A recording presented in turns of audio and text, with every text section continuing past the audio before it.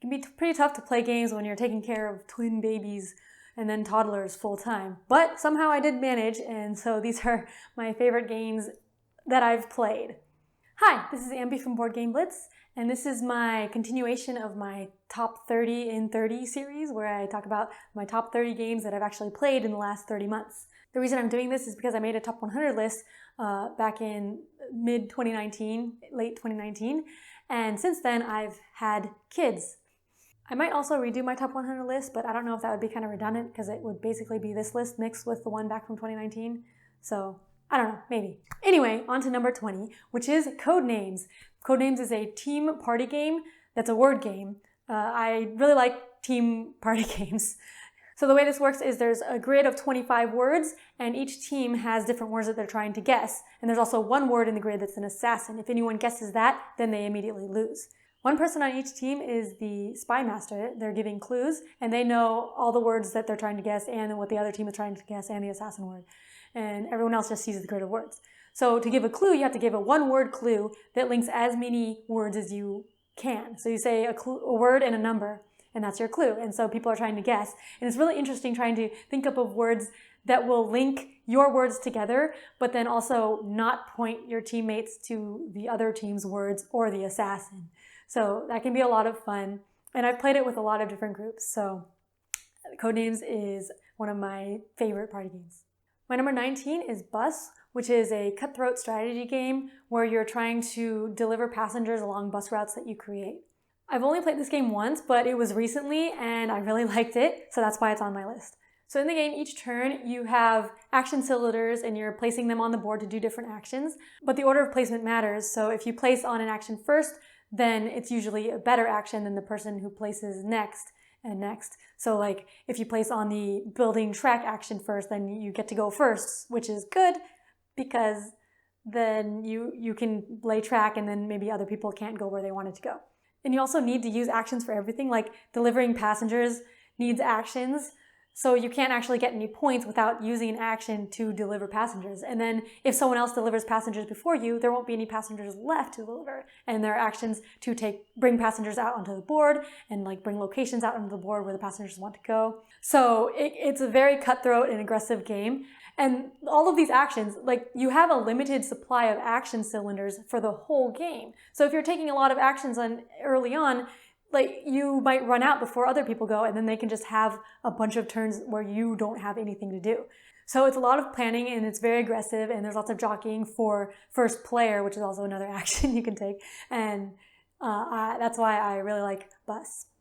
My number 18 is Just One, which is another party game. This one is fully cooperative, which I really like cooperative games. So having cooperative party games is nice and relaxing because I get kind of stressed when I'm doing competitive games. In Just One, each turn, there's one person trying to guess a word and everyone else is giving them clues. But each clue is just one word. And then if anyone gives the same clue, then those get canceled out. So the person will only see the unique clues that people have given. So sometimes everything you get canceled out and the person sees nothing, or like only one word that's a clue. But you're trying to give clues that are not too obvious because you don't want to match up the same clue with someone else and get it canceled out. And then it's really funny if there's only one clue given and then the person has no idea what it is. But it's also like really exciting when someone can get it off of a couple of kind of obscure clues, but they work together and then they like get the word, and it's really exciting. So Just One is a really fun cooperative party game. My number 17 is System Gateway, which is a two-player asymmetrical card game. So System Gateway is a re-implementation of Android Netrunner, which was a living card game made by Fantasy Flight Games, but it's discontinued. And I used to play that a lot and I really liked it. So System Gateway is basically the same thing. And so I played it recently and it shot up my list again because I remembered how much I like Android Netrunner. But basically the theme is cyberpunk. One person is a hacker called the runner, and the other person is a corporation. So the corporation is drawing cards and trying to play cards. They play cards face down. The runner doesn't see like most of the cards that they're playing. So they're protecting their servers with cards face down, and they're trying to advance agendas and score points with that. The runner is trying to install their programs. Everything they play is face up. And they're trying to like hack through the corporation's defenses and try to steal the agendas to get the points. But the corporations can have traps. That's why they play things face down. So the runner doesn't know. There's a lot of mind games going on because if you're in the game, you build a deck beforehand, so you don't necessarily know what your opponent has in their deck. But based on how much money they have, you know kind of an idea of how big of a threat they could be. So there's a lot of mind games, and you can get really into this game, which we did. And I haven't played System Gateway too much yet, but I do really like Android Netrunner, and System Gateway is the same. So yeah, that's why it's my number 17. My number 16 is Strike, which is a dice game, kind of a dexterity game. There's an arena, and you have a bunch of dice, and you're just throwing them into the arena one at a time on your turn. And if you get doubles or more, you get those back. But otherwise, you lose the dice that you throw in. And you're trying to be the last person standing. The theme is gladiators in an arena, but you have dice in an arena. So this is just a really fun, quick game to play with anyone. And it's really fun being all serious about trying to knock the dice, because when there's a die in there, you can throw your die into the other die and hit it so that the face rolls over. And so you can try to get, you're trying to hit it so that it rolls over and you get the pairs. So you're oh, I want to roll a 5 on this one and knock that one into a 5 and stuff like that. So it can get pretty intense, and it's a really quick game that anyone can play. So that's why Strike is one of my favorite games. My number 15 is Monikers, which is another party game, and this might be my favorite party game. But Monikers is similar to Time's Up, if you've played that, kind of a charades type game. You have a deck of cards that you're trying to guess the words, but the twist with this game is that there's 3 rounds, and you use the same deck of cards each round. The first round, you're just describing the word or phrase. The second round, you're just saying one word, and then people have to guess it. And the third round, you're acting it out without saying anything. So in Monikers, what I like about that over Time's Up is that there's really weird phrases, so you're not expected to know any of it. And then there's also descriptions on the cards. So if you don't know it, you can just read the description, and then people who do know it, or everyone at the beginning puts their cards in so they've seen the word so they can guess it. But what's really fun about Monikers and Time's Up is that as the rounds go on, you kind of develop an inside language, not kind of like an inside joke, but to describe these phrases. So just one thing will make someone think of a whole phrase that's really obscure.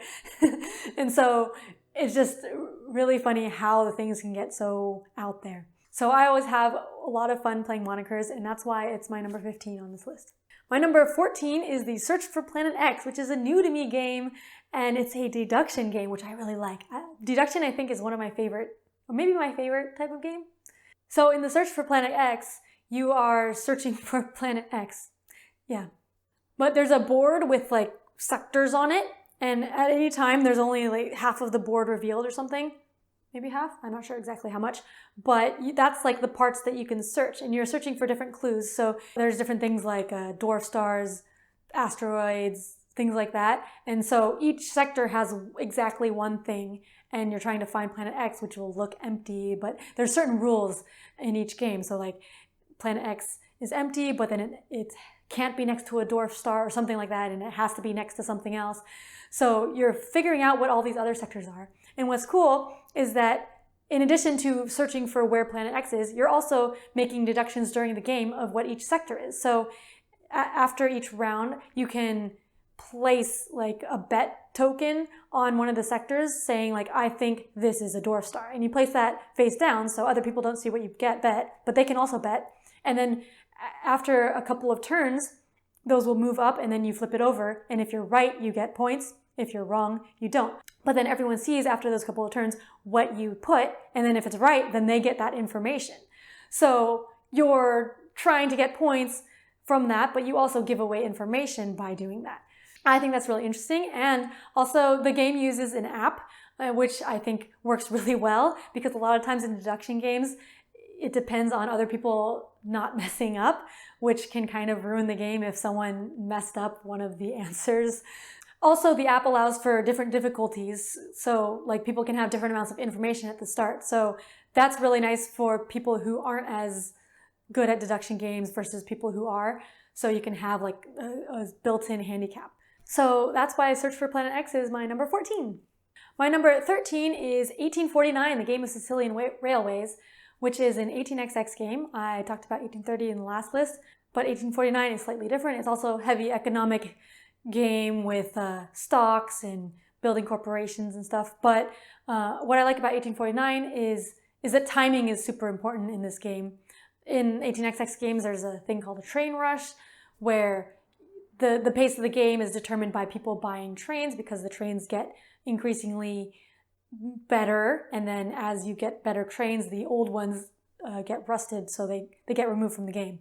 So you always need to have trains in your corporation. So I think in all the games I've played, like the timing of getting certain trains there has been really important. And one of the many different things in 1849 than 1830 is that you have incremental capitalization versus full capitalization. So you don't have all the money at the start in the corporation, and you can issue shares.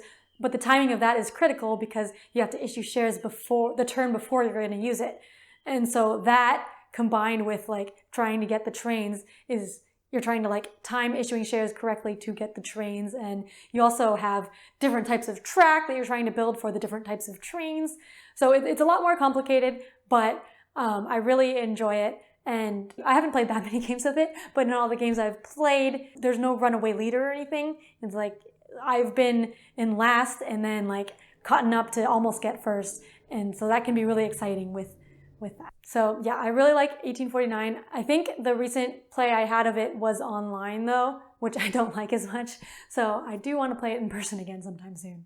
My number 12 is Fuse, which is a real-time cooperative game, which actually I think that is my favorite type of game. That and deduction. But yeah, Fuse is a dice rolling game where you're trying to defuse bombs. So there's a deck of cards that are the bombs, and each card has different squares on it saying what you need to put on it. So like it'll have a white 5, or like white boxes, like one is greater than the other. So that means you have to put 2 dice where one is greater than the other.